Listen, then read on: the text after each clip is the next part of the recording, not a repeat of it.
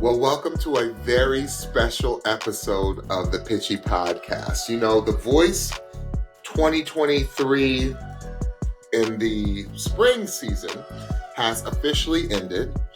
Stephanie and I have officially come out with our best of lists all the way through the final. If you've not checked it out, please check it out as soon as possible. So Stephanie and I, a while back, we were contemplating. We were like, what can we do in the meantime, in between time, to fill the time before the next season or the fall season of The Voice starts. And Stephanie is going to explain to you, number one, who came up with the idea, because we got to give him a special shout out, but what we're going to do. Stephanie? So, my brother has a podcast. His name is Phil Washington, and he has a podcast called the Philosophy Sessions Podcast with Phil Washington. And as a part of his podcast, he decided to do the Ultimate Gospel Tournament, where he had 48 gospel artists in an NCAA bracket style tournament.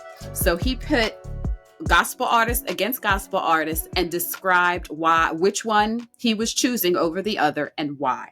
So shout out to Phil for that great idea, because what James and I decided to do was to flip that just a bit and to use artists that are in our love heart song language that we love, which is 90s and 2000s R&B. So what we decided to do was we decided to do a similar tournament where we are taking 90s and 2000s R&B groups and pitting them against each other and seeing who we choose to come out on top as our favorite 90s, 2000s R&B, our winner. So we have 29 artists that we decided to use, and we randomly put them into a make it bracket online, and that's how we formed our brackets. It was very random. Now, we might be missing an artist or two or a group or two that you might love. So in the comments, please let us know who we were missing, if we were missing any. I know that we were missing Immature. So shout out to Immature. We got it. So if there's anybody else that we're missing, be sure to let us know in the comments. But our tournament is set. We are not looking back. And as always, comment as well about what you think about our choices. Now, what we're going to do is James and I each have a section. Let me show you the bracket right now, if I can. I'm going to try to share my screen, and I am going to show you the bracket that we have created. So this is our bracket. As you can see, we have 4 quarters, and James are outlined in the red and mine are outlined in purple. So what James and I are going to do for this episode is we are going to take the top 2 brackets and volley back and forth and let you know who we choose out of the different matches that you see on your screen. And like I said, again, please feel free to comment and tell us if you agree or if you disagree, however you feel. And Stephanie and I will not be offended if you're like, what were you thinking? Stephanie and I had conversation about, we're going to make this list, and it's how we feel at the moment.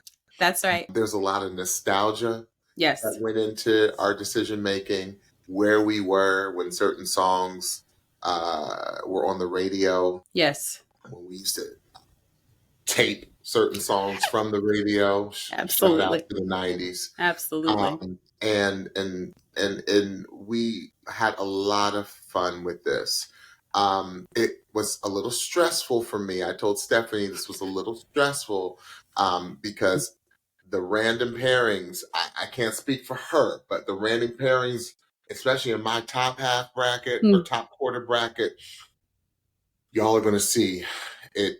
I was truly stuck between a rock and a hard place. But nonetheless, you know what, Stephanie, I think we should just dive right in, and I'm going to start with a monster pairing. Yeah, what I wanted to say, though, is that just to make it clear, James has his quarter, I have my quarter, but eventually we're going to switch. So the choices that James makes in his quarter are going to affect me in a later round. The choices that I make in my quarter are going to affect James in a later round. And for that reason, we have allowed ourselves one veto option for the entire tournament. I'm allowed to tell James, and he is allowed to tell me one time, nope, I don't agree with that pick. I'm picking somebody else. But it is only one. It's only one for the entire tournament. So we have not one each round, one period. So we have to be very strategic about and passionate about the veto, how we want to use our veto. You know what, Stephanie? When you use that veto, I expect you to plead your case. And I know you will, because I know you will not use that veto lightly. And I might not use it. Who knows? I might not need to use it, but I don't know. But I will if I have to. She said, I will if I have. She said, don't test me. Don't test me. I will if I have to. Yes. Because that is how passionate Stephanie and I are about 90s, early 2000s R&B groups. That's right. We felt Stephanie and I both collectively feel like this was the golden era of R&B music. All the way through the 90s, the whole decade, and I would say probably about 2004, 2005 is where I'm stopping, right? Right. I don't know about you, Steph, but that's kind of where I stopped. Mm-hmm. But yeah, this was the golden era, you all, and this is our expertise. Yes. Okay, so all right. Without further ado, Stephanie, I'm going to start off with my first bracket. My first bracket was an incredible pairing of two all-female groups. That's right. This was the pairing of Jade, Don't Walk Away, Boy. Yes. And En Vogue. And So I'm going to start with Jade first, Stephanie. I have a very, very special, unique Jade story. Jade, y'all, for those of you that aren't familiar with them, they were really big for a short period of time. Don't Walk Away was a monster hit. Yes. I mean, it was, as Stephanie and I say, it was a bop, y'all. It was a bop. It was a whole bop. This was playing in all the clubs. This was playing on the radio. This was a monster. This was their biggest hit. Yeah. There was another song, another not as big of a hit that Jade sang, but I loved it. Stephanie, remember? Ooh. Yes. I'm sorry, I had to sing at church today, so my voice is a little shot. But normally I'd be able to. Stephanie knows I'm normally be able to sing in my falsetto really good, y'all. Absolutely. But I was holleration today at church. Yes. Yes, he was. Church in Columbia, Maryland. Yes. Anyway, so my connection with Jade is I had Jade's album, and I forget the name of their album. It was like Jade to the Max or something of that, very 90s. And there was a portion of the album where Jade played a answering machine message. And for all you young folks, we used to have answering machines. Yes. Not voicemails. We used to have answering machines that would be next to our phone.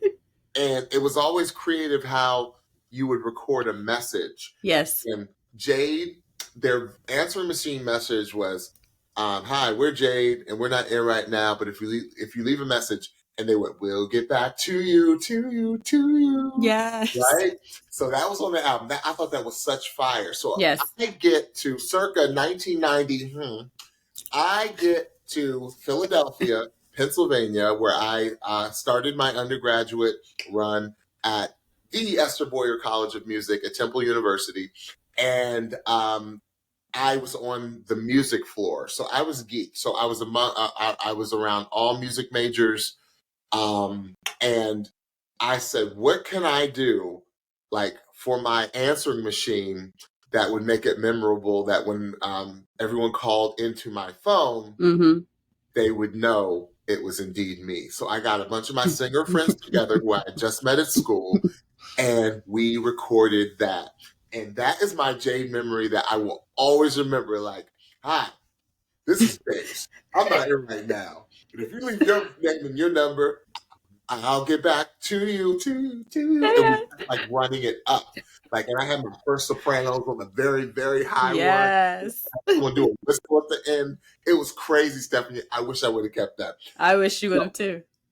we put Jade up against. We did not. The random automated system Random, of bracket did it. the random bracket. You know, Jade would have been easily through if they However, weren't up against, in my humble opinion, the greatest female group, not R&B, the greatest female group of all times. I will put this group up against the Supremes. I know that's sacrilege. I know some people are like, how could you dare put somebody up against the Supremes? I'll put it up against Destiny's Child. I'll put it up against any Andrews sisters from the 1940s and 50s. I'll put them up against anyone. And that is the West Coast Stylings, Oakland, California based super group of En Vogue. En Vogue, really quickly, you all, just to let you know how special this group was. The two gentlemen that put En Vogue together had this brilliant idea. They were already producers in the game, and they said, you know, it's time for a new, you know, it had been quite a few years since the Supremes and those groups of the 60s had been together. So let's put together a female super group. Mhm. And I'm going to stress the word super in Vogue. So they brilliantly put out an ad in the paper, because this is what people used to do back in the day, Yeah. for one singer. We are trying to find the next superstar, singular, not plural, right? Next superstar. So they auditioned all of these women. What these producers were trying to do is they were putting a supergroup together. So they got three at the time, three solo singers, Right. in Dawn Robinson, I'm sorry, Cindy Herron, and I forget Maxine's last name. And they put a trio together, like the Supremes. Then a tape comes in from out of town, and that's a tape by the singer Terry Ellis. And they were like, oh, she's too good. We've got to put a quad group together. Right. That was what formed En Vogue, you all. This is what, if you don't know En Vogue, you got to check them out. First album that dropped, I was in middle school. This is how prolific this group was. I was in middle school when, Stephanie, I know you'll never forget this, when you hear someone doing a cover of Who's Loving, Michael Jackson 5's Who's Loving You. Right. And then this beat drops at the end. Yep. And then it's over. My first mistake was I wanted too much time. I took too much time to love this group. En Vogue, and the rest is history, you all. Born to Sing was their freshman offering. I was in the 8th grade. I'll never forget when this album came out. I was obsessed with it. I learned every song on the album. This is back when albums were complete. Hold On was the song, their first single. Lies, Part of Me, which is the song I want to feature because it actually features all four of them singing lead on. So you can hear this incredible harmonies, lush harmonies, stacked, thick harmonies, and also you can hear all of them as solo singers. Right. Don't go. You don't have to worry. Speaking of the Andrews sisters, they did a take, Stephanie, I don't know if you know this, they did a take on Boogie Woogie Bugle Boy. Which I think I have heard that, Andrews sisters made popular in the 40s, I believe. Yes. And then Just Can't Stay Away. These are all songs from the first album. Because I know this group is going on, I'm going to stop right there because I'm not even going to their second album because I'm going to let Stephanie talk on their second album because I am that confident that En Vogue will make it many rounds in our competition. So with that, I'm going with En Vogue over Jade is my first pick. Stephanie, do you agree? I agree. Their catalog is just too deep. You get no argument from me at all. I didn't think I would. No argument. No argument. En Vogue for the easy win. Yes. And I expect En Vogue to go many rounds because they were that prolific, you all. Because Stephanie will not let me down.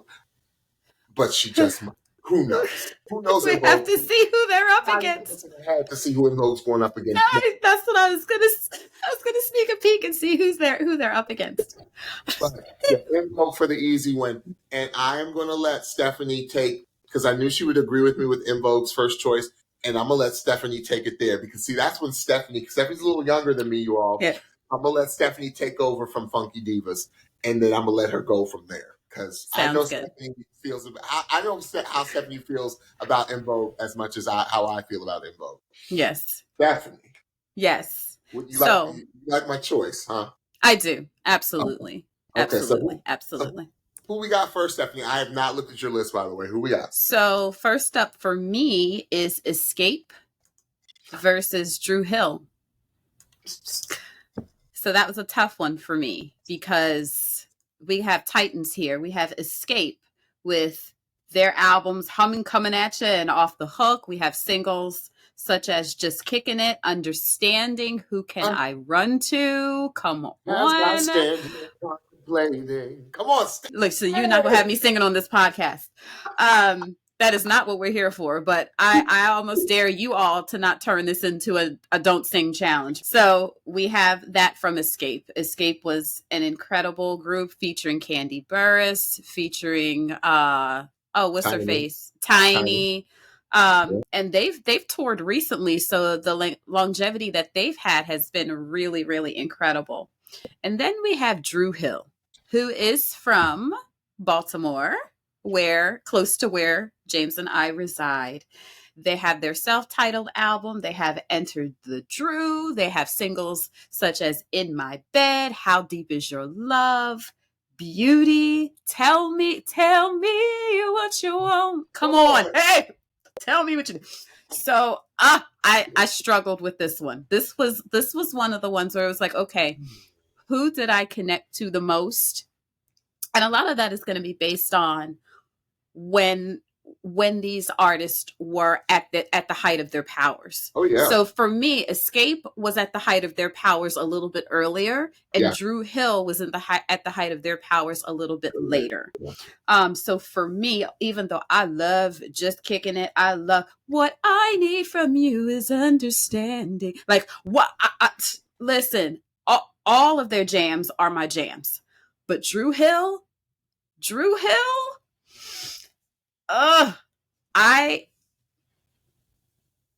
They just connect. They connected more with me. Come on, Cisco. We are going with Dru Hill. Whoa. We are going with Dru Hill. Yeah, you make this too hard. How to visit left for me. No, we are going with Dru Hill. That is who we are going with. And I am happy with my choice. Now, if you would like to use your veto right now, you are more than welcome. No, ma'am. You are more than welcome. Oh my gosh. Come on, Lynn. You are more than welcome. And singing that on the back of the bus. Escape. But then it's Dru Hill. You know, they're local guys. It was everything to see a group come out of Baltimore. Yes. You know, Stephanie is not. She's a transplant to Maryland. I am. But I'm actually born and raised Maryland. And to see a group come out of Baltimore, and these were guys who worked. Any of you are familiar with Baltimore? Baltimore Harbor was kind of the spot in Baltimore, and these guys worked at a place called the Fudgery. Yes. And this was a fudge shop where they actually hired singers. Yes. From the community, and that's how they were discovered. That's right. So yes, you tug on my heartstrings with Dru Hill, but I don't know if I would have chosen Dru Hill because I am just that much of an especially early Escape fan. Because like you said, but I am not ready to use that veto, Stephanie. Okay. You know what? Brava, sis. Okay. Brava for sticking to your guns. Thank you. I would. Absolutely. Okay. All right. Who you got up next? It's so difficult. But let's get down to some serious business here. Okay. Who's up next? This is going to be ridiculous. Oh boy, look at who you have next, James. This was the one, you all. This Oh, was the one. I called Stephanie oh, and I said, Stephanie, how dare this random selection? How dare this random selection pair up Boyz to Men? The super group, they were the Temptations of their generation, right? yes. Biggest group of all time during that era, probably period. The biggest group, not just R&B, you all, they were number one hit pop chart after number one hit pop chart after Yes. number one hit. They did a duet with Mariah Carey, One Sweet Day, that stayed on the charts maybe Forever. for 6 months. And probably was number one for like, it was like at the time, I think it was record breaking. It was some insane 12, 13 weeks at number one. Yes. Not on the R&B charts, the pop charts, y'all. And it was a song about somebody passing away. Like, come on. And here we go again. I was a freshman in high school when Cooley High Harmony dropped. And you just had never heard anything like it. That's right. And their big first hit was Motown Philly. Motown Philly back again. And these regular looking dudes from Philadelphia. And again, I have a heart for Philly because that's like Stephanie. Stephanie grew up in that area. So Stephanie, imagine y'all, Stephanie grew up in a place where it was such a music, and I'm going to talk more about Philly and why I chose another group over another group because of the Philly connection. But this was, countless groups were coming out of Philly, you all, in the 90s and 2000s. The Roots, Jill Scott, like the Music Soul Child. The list goes on and on. So Stephanie grew up in this area, you all. So this was like, but I was a Philly transplant because that's where I went to school. Yes. So you had Motown Philly, you had Please Don't Go, you had you had It's So Hard to Say Goodbye, which was a remake from a movie called Cooley High, right? From the 70s, that they remade. And that was probably the biggest monster hit of that album. Mm-hmm. And then they had to put out a Christmas album before they got to the album, as I call their sophomore. I mean, technically, yes. Was their sophomore album a Christmas album? Sure. But I wouldn't really call that. Right. But the fact that they put out they created, or whoever wrote it, created what is now a Christmas staple. Yeah. It's like it's comparable to All I Want for Christmas Is You. Absolutely. Right? Absolutely. They put out Let It Snow, which Stephanie knows it's, especially in a lot of African American or Black households, this is a staple now. Absolutely. It's a staple. It's like Thanksgiving evening, you start playing Let It Snow. Those two songs came out around the same time, which is even weirder. Yes. And then their version of Silent Night was Bananas, because it was Bananas. like Poco or acapella, as we well, we call it acapella, but it's acapella, y'all. Yes. But then I think it was my senior year or my freshman year of high school, 2 dropped. And that was it. That was it. That was it. Stephanie, that was it. Mm-hmm. I'll Make Love to You. Babyface. Because Babyface got a hold of them, okay? Yeah. That's all I'm going to say. Babyface got a hold of Boyz II Men, and then it was over. Because that was actually on the Boomerang soundtrack. And that was Boyz II Men's collaboration with Babyface. And then Water Runs. I just Stephanie, these songs. We don't even talk anymore. We don't even know what we argue about. Stephanie, and they had the nerve to do one of probably the biggest song of the 90s, next to like My Heart Will Go On by Celine Dion, which was One Sweet Day with Mariah. Yeah, with Mariah. I believe it was on Mariah's album. It was not on their album. And then, then you had them, their next album, they had the nerve to come out with a song to Mama from Soul Food in the later 90s. And it could go on and on and on. Yes. But I have to put them up against. This is where I'm hurting you all. I had to put them up against to one of my favorite R&B groups of all time. Not saying that Boyz II Men is not, but Toni. A lot of you young folks may not know this group that well because they were another monster all dude group in the 90s. Yeah. Toni has done it. It Feels Good. That was like their biggest crossover song. But Toni, they, again, another very prolific group. So if you've heard of the singer Raphael Sadiq, who went on to become very big as a solo artist, he was the front man for Toni, right? So Stephanie, I had to go back and look at their discography. Toni first came on the scene in 1988. Okay. With a song called Little Walter. Okay. But then they came out with an album in like 1990, 91 called The Revival. And that's the album. This is when the R&B era of New Jack Swing music came into. So Teddy Riley, Chucky Booker, all these people, like Michael Jackson's Bad Album. If you want to know what New Jack Swing music sounds like, check out Michael Jackson's Bad Album. Right. This is a whole era of early 90s music. So they had It Feels Good, but then they had their whole sound of their own. It Never Rains in Southern California. Are you kidding me? If you don't know this song, check this out, y'all. And then they had a song called Whatever You Want. Girl, you know I can provide. Oh yeah! I forgot about that song. And it went, Whenever You Need, call 632-2135. It's back when y'all, this is so long ago, you didn't have to used to put the area code in. You could just dial the 7-digit number. Okay? I forgot about that song. And then they had the nerve to give an offering for the Boyz in the Hood soundtrack. And this is my favorite song by them. It's Just Me and You.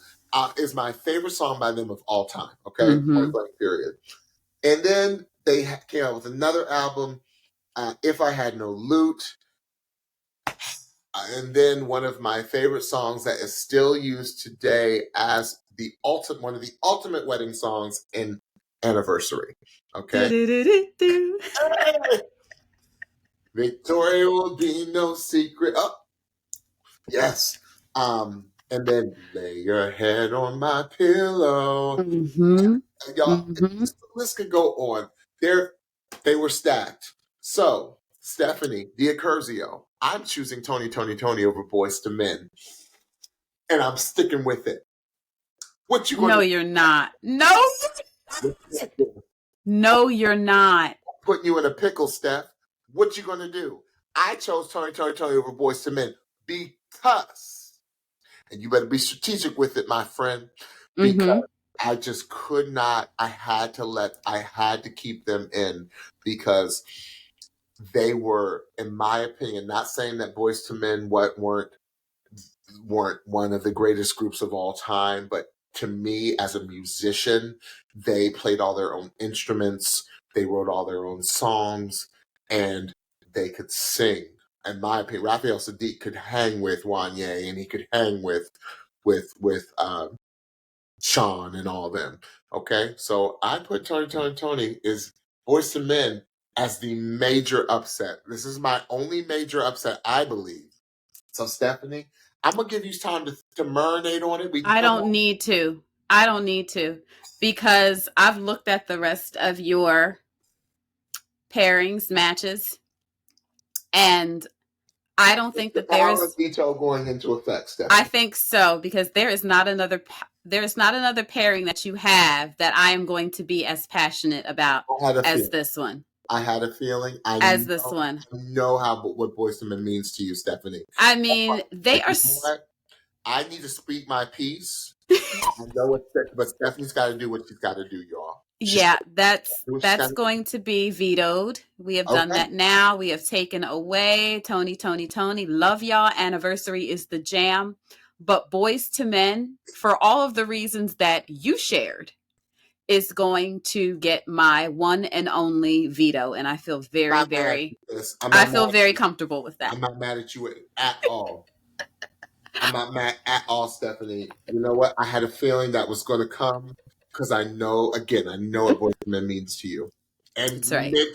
meant to you during your life at that time. Yes, absolutely. So, They just and had then too many. you can't let your Philly boys go. I can't let my Philly boys go.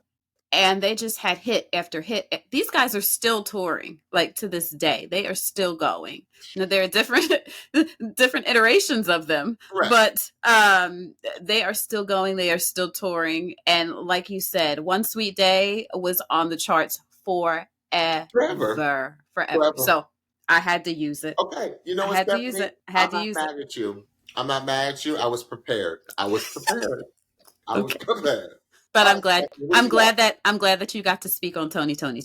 You know what? Thank you. Thank you for letting me get on my little soapbox with them, because you know what? If you all don't know them, Stephanie, I still want you to tag, because a lot of young listeners may not know them. I still want you to tag. It's just me and you, because it's quintessential. Okay. But we'll talk about that later. Stephanie, okay. Okay. I can breathe now.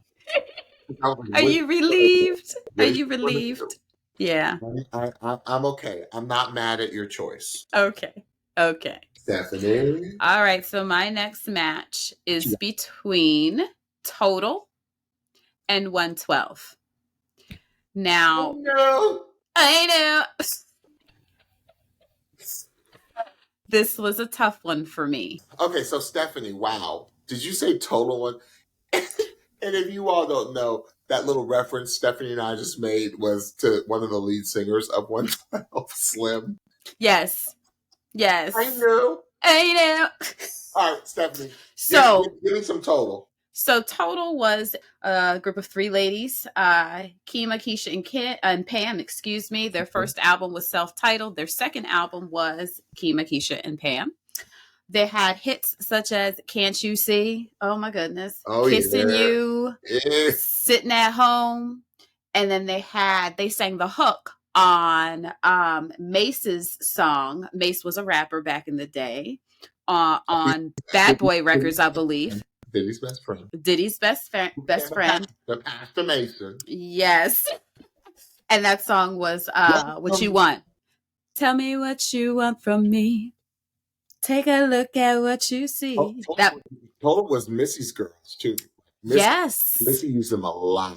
Yes. So Missy they ran deep with their bops. And then we have 112. 112, a couple of their albums were their self-titled album, Room 112, Part 3. They had songs such as Cupid, Anywhere, Only You, Peaches and Cream.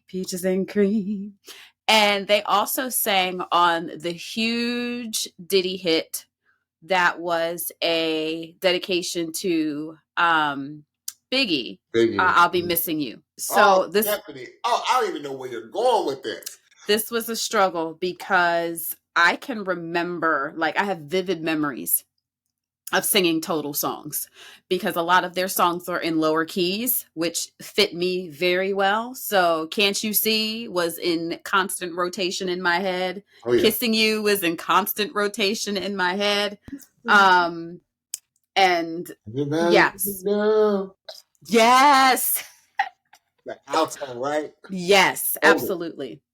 But 112, their joints, like Peaches and Cream alone, like that's when you think of Peaches and Cream, you think of 112. Anywhere, Only You. Like, Only You had many different iterations. There was the original, and then there was a remix with different rap artists on it that was hot. So because of the amount, the body of work, and the amount of incredible singles that 112 had, I had to go to Room 112, Where the Players Dwell. Look, I ain't gonna argue with you, sis. 100% agree with that choice, Stephanie. Yeah. 100% agree. Yeah, it was again, 112 had staying power. They did. They had some staying power. And Slim always has a special place in my heart. I know. All right. Oh gosh. Stephanie, you gave me this insane bracket. I'm so quarterback. sorry. I'm so sorry. So let Who me just you go right in. who Next, you have Stephanie. next? Yes. Ooh. Oh, James. I'm so sorry. Yeah. Yeah. So, Boys to Men, they were the kind of squeaky clean image, boys next door, preppy, buppy, whatever you want to call them, of the boys group. If Boys to Men was this supergroup was straight urban R&B. Yes. They were rough. Yes. They were holleration. They were Yes. boys plucked right out the church, but Yes. they had a little roughneck about them. They were rough and tough with their Afro puffs. Yes. And that was the super group of Jodeci. Jodeci came on the scene in the early 90s with Yes. Forever My Lady, which again, if you think about Jodeci, tell me, Stephanie, these are not songs that you still put on today.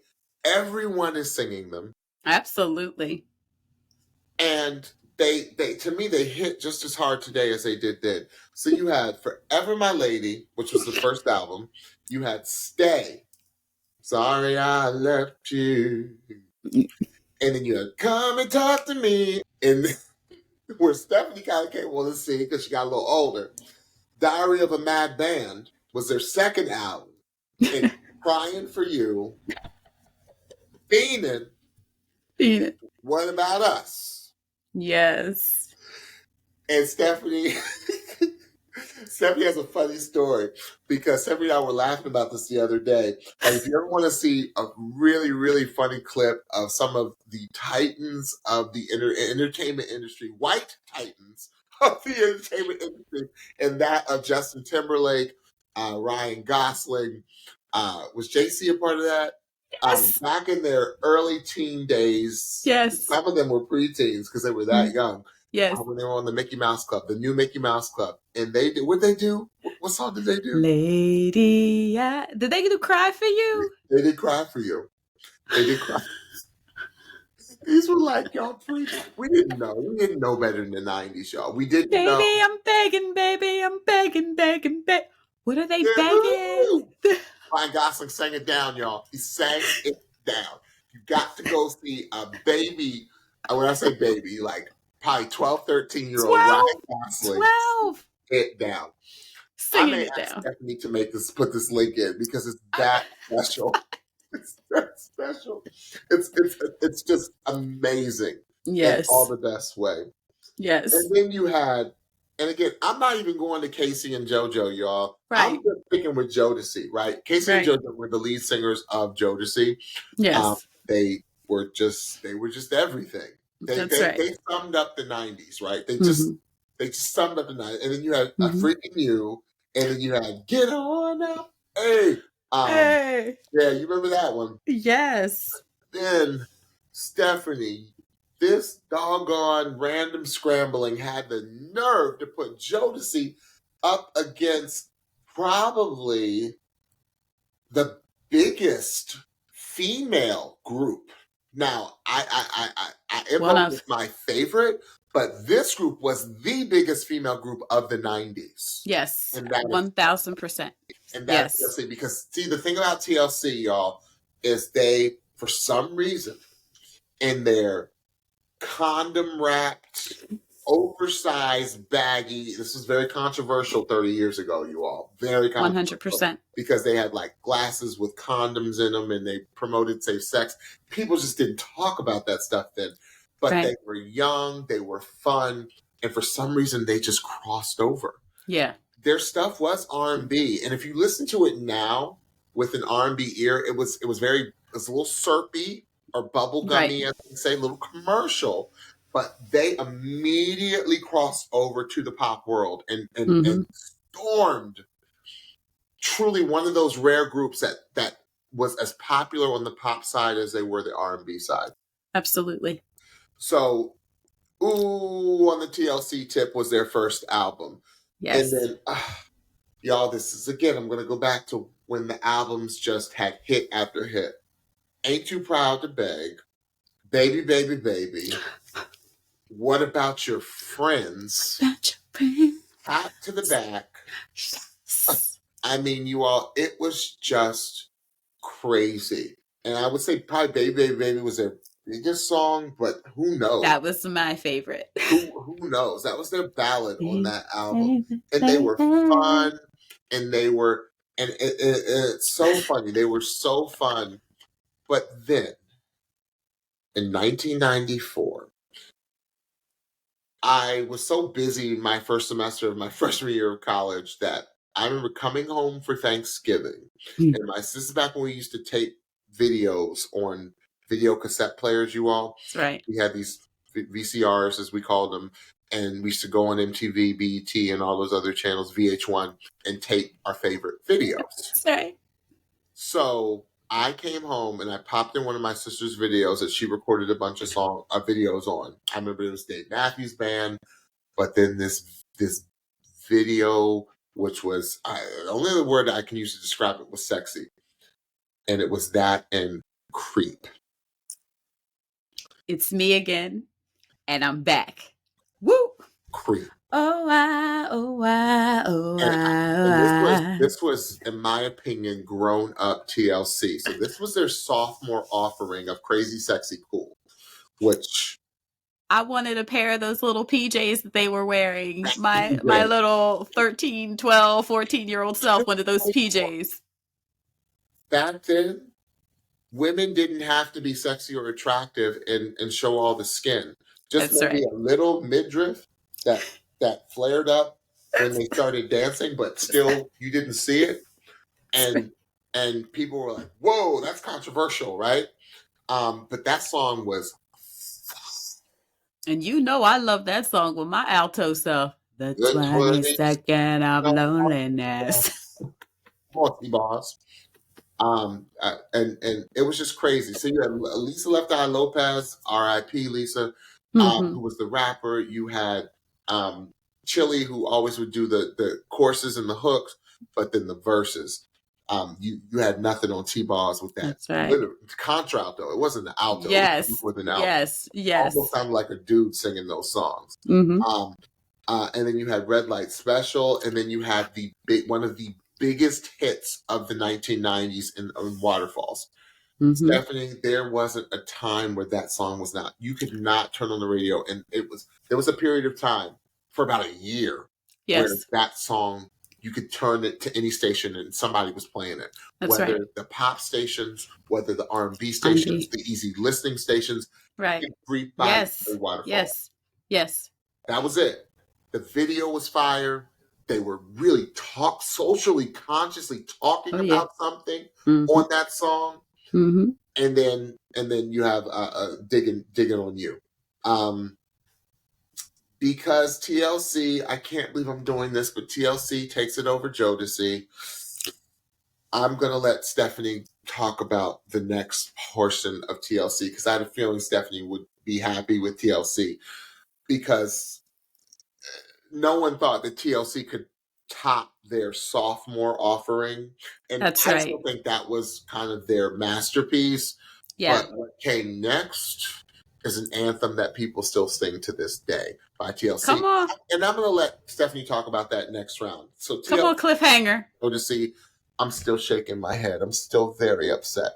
And here's why I'm choosing Hat to the Back as a video I want to show, because this was their last hit off, or last single off of Ooh on this TLC tip, which was their freshman album.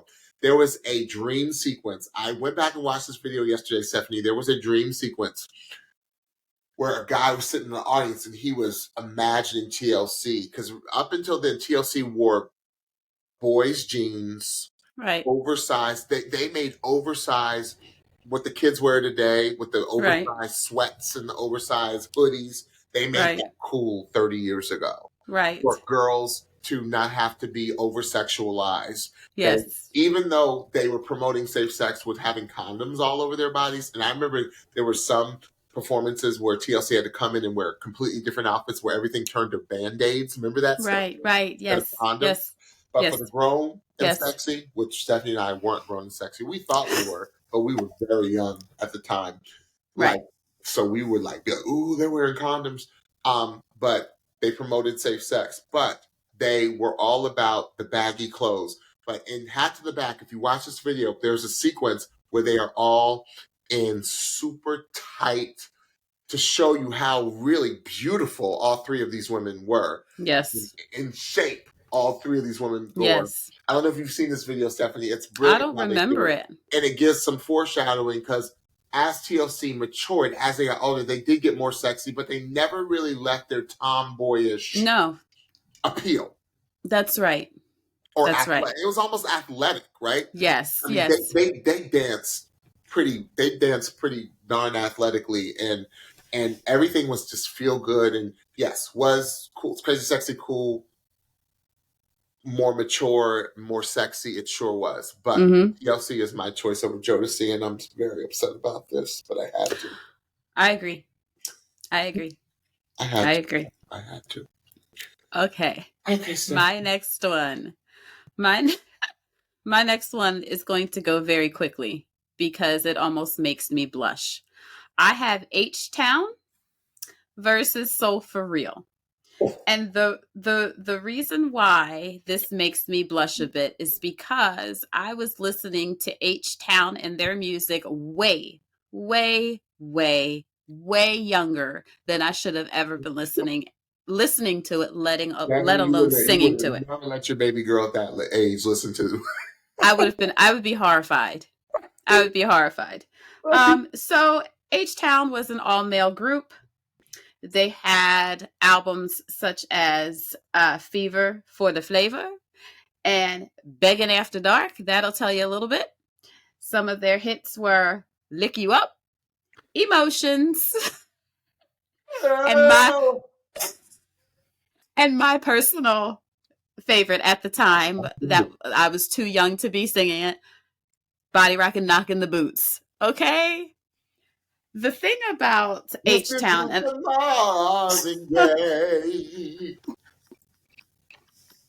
I'm so addicted.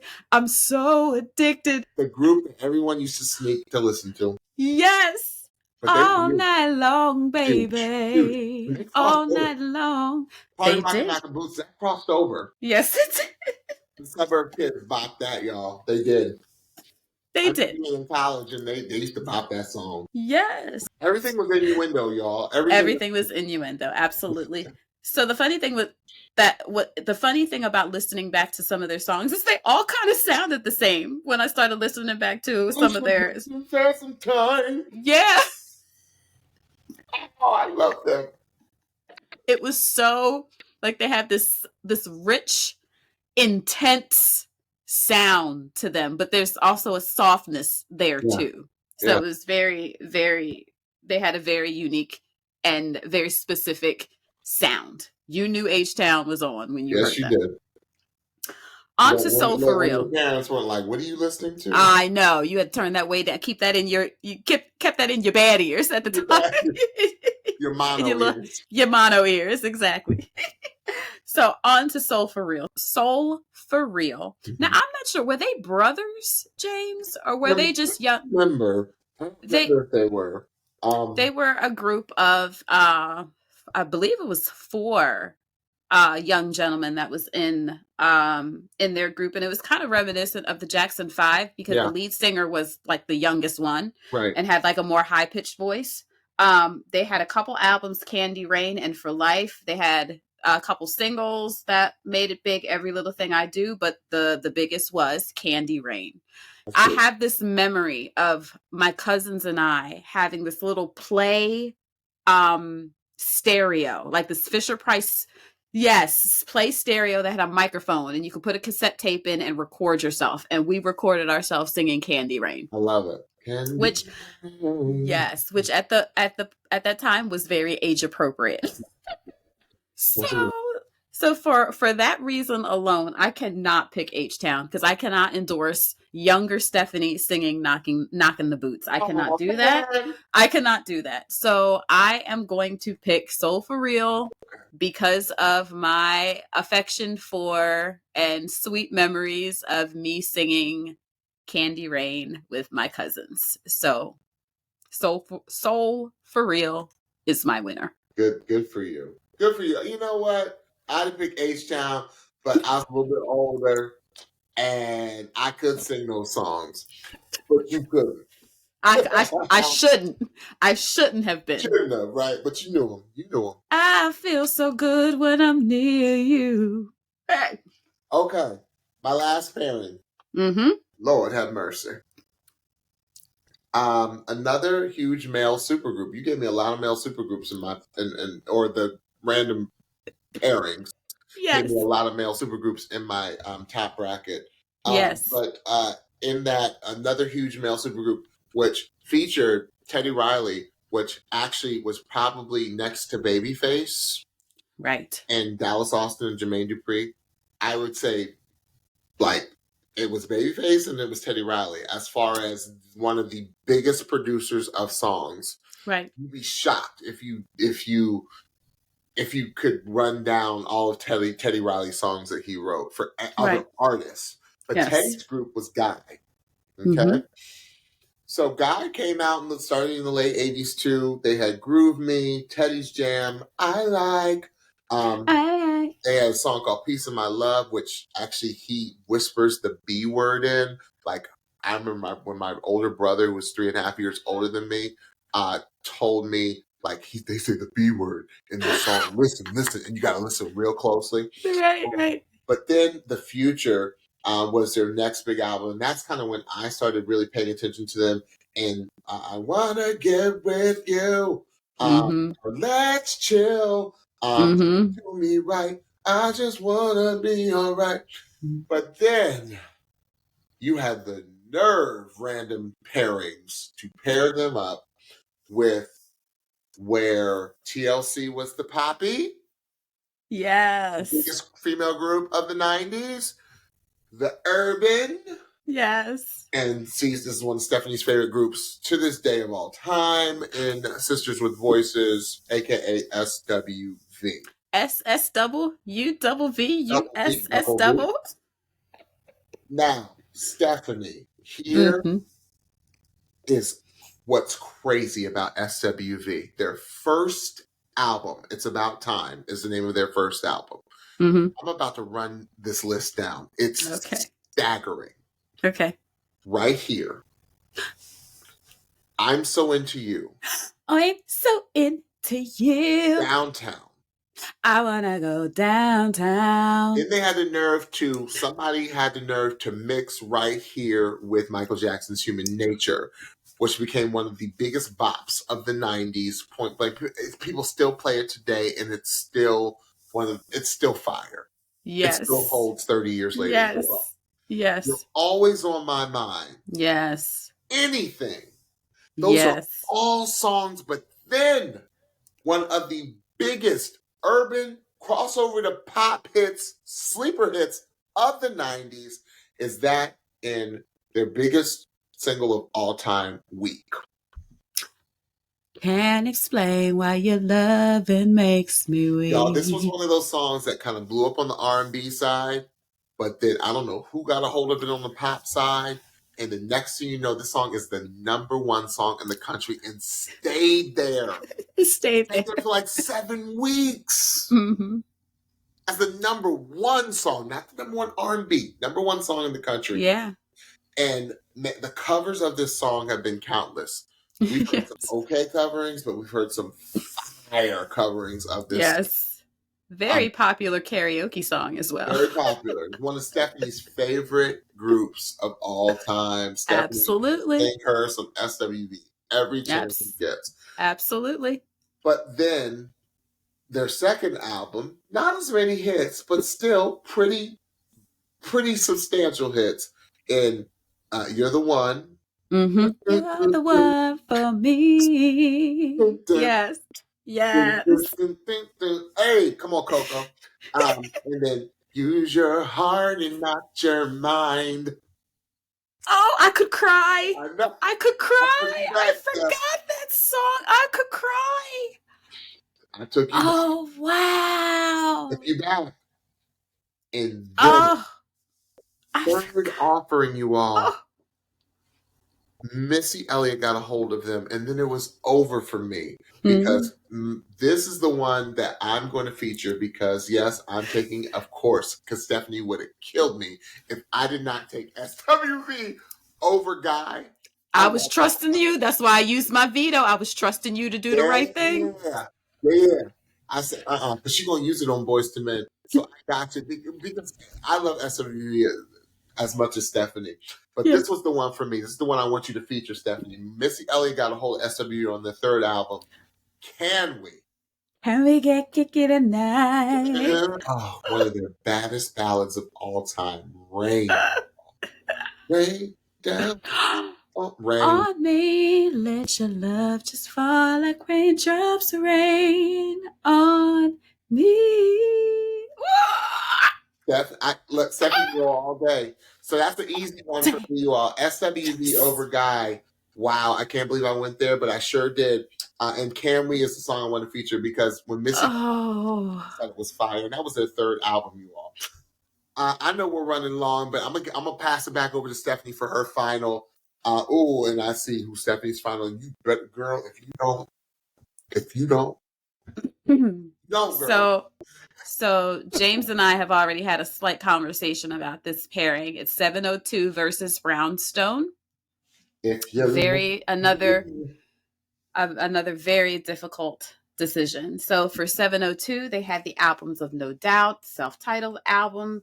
They had their singles Get It Together, Stilo, Where My Girls At.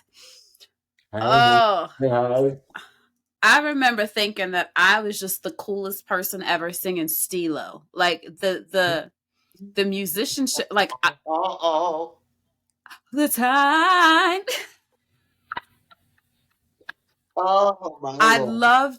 I loved the track. Like the track to that song was just so it was fresh to me. Like it just had this fresh, breezy that I just love that song. Where My Girls At was probably their most popular hit. Where My Girls At from the front to back. And if you're feeling that, put one hand up. Can you repeat that? That was another really big with them later that I want you to check out that the Neptunes produced for them. It's called Star. I want you to check that song. Okay, I sure will. It is a bop and a half. And it never blew up. And wait till you hear the song. It's okay. Fire. I'm sure. If the Neptunes, yeah, absolutely. So that tells me fire right away. Yeah. So Where My Girls At was probably their biggest and most crossover-ish of hits. Yep. Incredible. Brownstone was another incredible female trio. They had the albums of Still Climbing and From the Bottom Up. They had If You Love Me as one of their biggest singles. Oh, Say It, Do It, Show It, Prove It. Grapevine. I heard it through the grapevine. Those now, harmonies. Listen. Holleration. Not only the harmony, but I guess you would call it the bridge. I knew that by heart at one point, and I felt like I was the coolest thing ever because it's just so many words to sing, but there's such intentionality behind what she's saying. And then another great one, 5 Miles to Empty. My heart is running low. Come on. I did look this up, and yes, they were on Michael Jackson's label. Okay. They were Brownstone. They were on Michael Jackson's label, y'all. Okay. Yeah. So this was a hard one for me because I have really fond memories of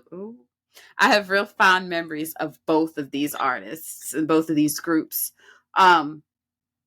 However, for me, I have more of a connection to Brownstone. And I'll tell you why. Brownstone felt like grown people music. And I can remember feeling so grown when I was singing their songs. 702 was a teen bop. They were kind of more little teeny bop, just like my age, or a little bit older than me, but more equivalent to my age at the time. Brownstone, these were grown A women. Yeah. And I felt like a grown A woman singing their songs and singing harmonies, right? Yes, singing them grown A harmonies, singing if you love me, say it. I remember feeling grown A when I was singing those songs, and I knew every word at the time. Right. So for that reason, Brownstone is my pick. Okay. I mean, I'm not using this veto yet, but okay, veto, and you know why. I know why. I have a special place in my heart for 702. 702, I love you. Yes. Yes. Camila, I love you, sis. Yes. I have a special place in my heart, but it's got to wait another day because I'm going to save that veto for when I really need it. Okay. All right, Stephanie. So, wow. Can you go and throw that list up one more time? Absolutely. So just to cover for everyone, we've got moving on to the next round in our top bracket. We got I'm going to flip-flop back and forth. We got En Vogue for me. We got Dru Hill for Stephanie. We got Boyz II Men, which was the veto over Toni, because that's our dues, but Stephanie used her one and only power of veto with Boyz II Men. And then Stephanie chose 112 over Total. Moving back over to me, I chose TLC over Jodeci, Still Hurting My Heart. And then Stephanie chose because she could relate more to the Soul for Real because it was a younger sound. Yes. And finally, Stephanie would have had my head if I did not choose SWV. Yes, I would have. God. And then Stephanie, she hurt my heart a little bit with this one, but I can see why. I thought it was very good justification as to why she chose Brownstone over 702. So those are who are moving on to the next crazy round in the top half of our bracket. Yes. So we want to thank you all so much for joining us on this fun journey, this nostalgic journey that Stephanie and I decided to take you all back to our youth and the music of our youth and the music that really still is very a part of who we are and the fabric of who we were and who we became as grown A people. Yes. So thank you all. So stay tuned for episode 2, the bottom half of our quarters, where we dive right back in. So Stephanie, you want to tell the Pitchies what they need to hear? Absolutely. So please don't forget to follow and subscribe to the Pitchy Podcast on your favorite podcast platform so you can be the first to know when we drop a new episode. And also don't forget to check us out on YouTube. Search for the Pitchy Podcast and hit that subscribe button so you know when we drop a new video. And last, don't forget to follow us on Instagram at the Pitchy Podcast for new episode alerts, episode clips, and so much more. So until we see you all next episode, listen to your 90s, early 2000s R&B supergroups because there were a ton of them, and we hopefully won't miss too many. But like Stephanie said before, let us know who you would have selected in the chats. Absolutely. In the comments. So we'll see you all next time. Bye. Bye-bye.